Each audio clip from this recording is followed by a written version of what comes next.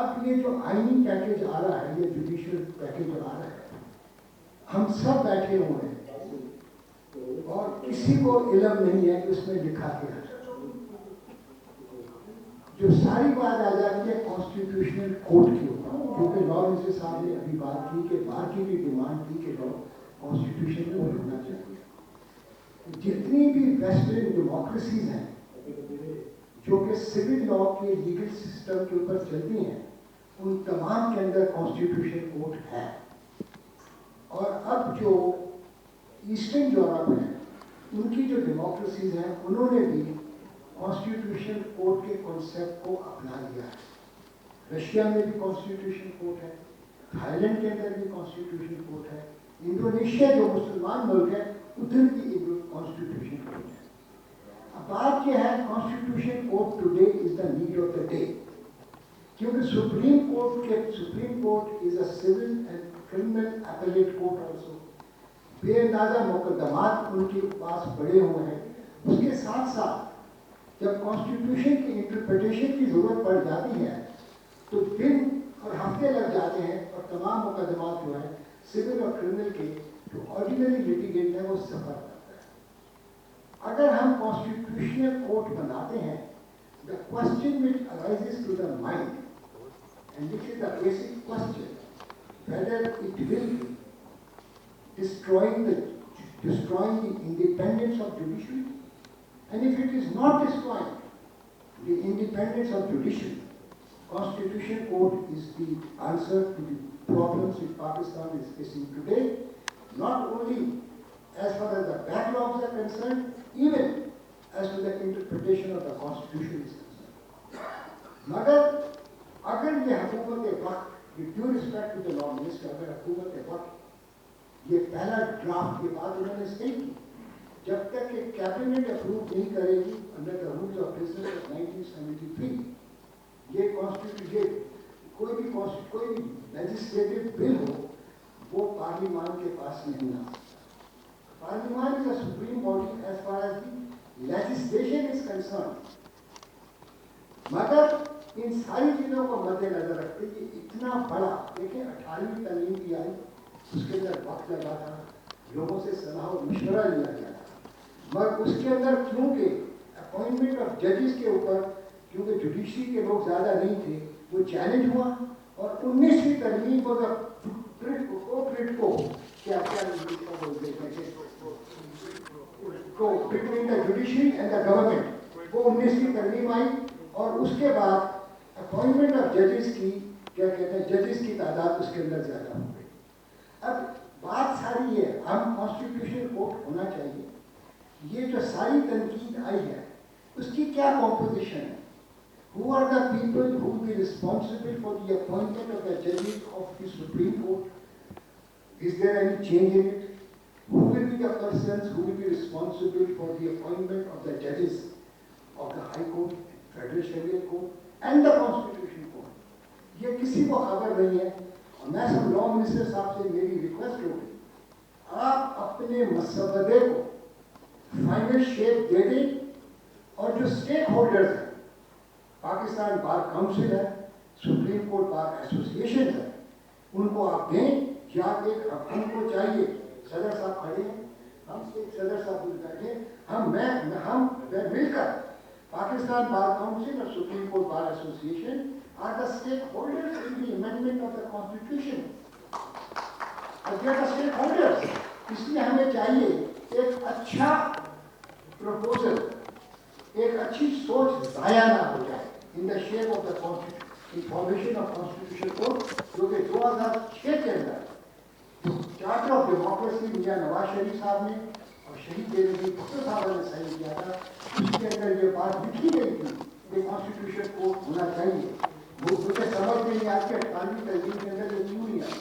ابھی بھی میں سمجھتا ہوں جو حکومت کی عوام کی بہتری کے لیے ہوگا جب کانسٹیٹیوشن کوڈ بنائیں, وہ اس کی کمپوزیشن اور اپوائنٹمنٹ اور کیا ہوگی, اس کے لیے میں ریکویسٹ کروں گا کیا کہتے ہیں لا منسٹر صاحب سے, اور اسپیشلی سپریم کورٹ بار کے پریزیڈنٹ کے لیے لا منسٹر صاحب تو حکومت کا حصہ ہے, اس وقت ہمارے دوست ہیں, ہمارے بھائی ہیں, پاکستان بار کاؤنسل کے ممبر بھی ہیں, مگر ان کا اپنا ایک رول ہے اس وقت. तो मैं ये चाहूँगा कि हम एक कमेटी बनाएं, ये हमें अपने वो प्रपोजल या ड्राफ्ट हमें दे, in the best interest of the nation, in the best interest of the people of Pakistan, in the best interest of the judiciary, in the best interest of the independence of judiciary, we should formulate a constitution code according to the wishes of the stakeholders, so that judiciary का उनको हिस्सा, ताकि फजूल के अंदर challenge ना हो, क्योंकि अच्छी चीज़ को ज़ाया करना अच्छी बात नहीं है।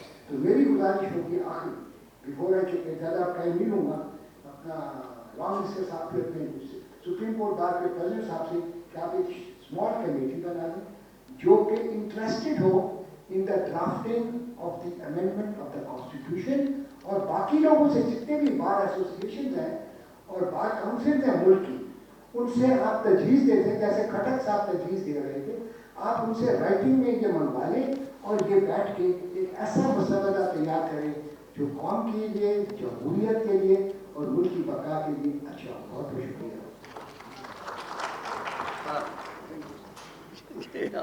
जो जजमेंट थी उस पर हमारी शदीद रिजर्वेशंस हैं, रहेंगी। उसका हमने पिटीशन हमने फाइल कर रखी है। सुप्रीम कोर्ट पाकिस्तान से भी हम इस्तदा करते हैं कि ये आइनी तरमीम करना पड़ रही है उस जजमेंट की वजह से। क्या ही बेहतर हो कि आप उस पिटीशन को लगा के उसका फ़ैसला फरमा दें ताकि ये एक शिक शायद उसमें से रिमूव की जा सकती है। This resolution will be drafted as per the declaration made today, और इसको हम आप लोगों के सामने पेश कर देंगे। Anybody? Thank you very much. This resolution stands adopted. Pakistan भर से आप जो वकला की असल क़यादत हैं, पाकिस्तान बार काउंसिल के सरबराह और उनके साथी, सुप्रीम कोर्ट बार एसोसिएशन के सदर और उनकी एग्जेक्टिव बॉडी सारी की सारी यहाँ पे मौजूद है।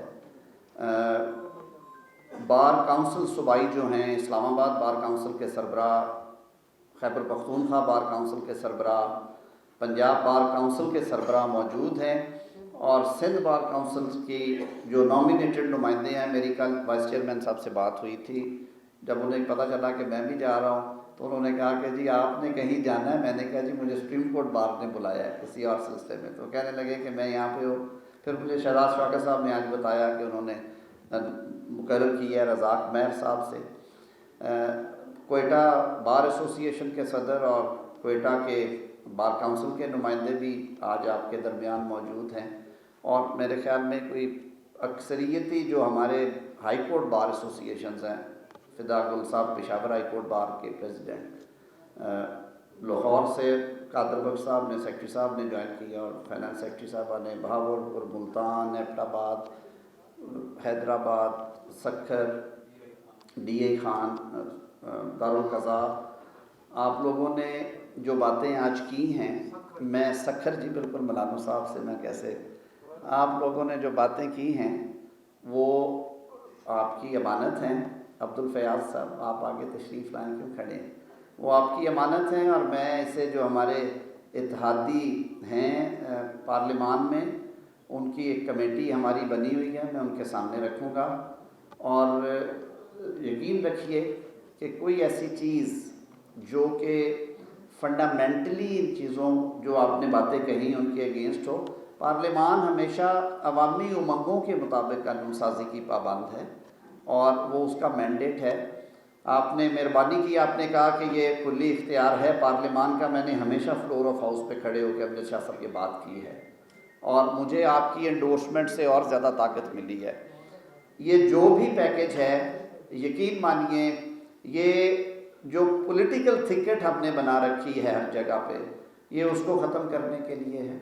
ये आम आदमी की इंसाफ की फराहमी को यकीनी बनाने के लिए ये पैकेज है, और इससे इंशाअल्लाह अज़ीज़ पाकिस्तान का जो हमारा अदलिया का, जजेस का, सब का जो मेरे ख़्याल में अहम तरीन सेगमेंट है, लिटिगेंट, ये उसकी ज़िंदगी को आसान बनाने के लिए है। बाकी तनकीद का हक़ अपोजिशन को भी है, हमारे दोस्तों को भी है, लेकिन रेस्ट एश्योर आप कमेटी की कार्रवाई शुरू करें।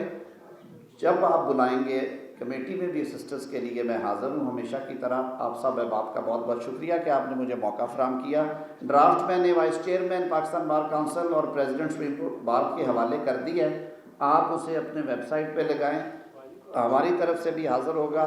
ونس اگین جی بہت بہت شکریہ. آپ چاروں صوبوں سے تشریف لائے, آپ نے سفر کیا. Thank you very much.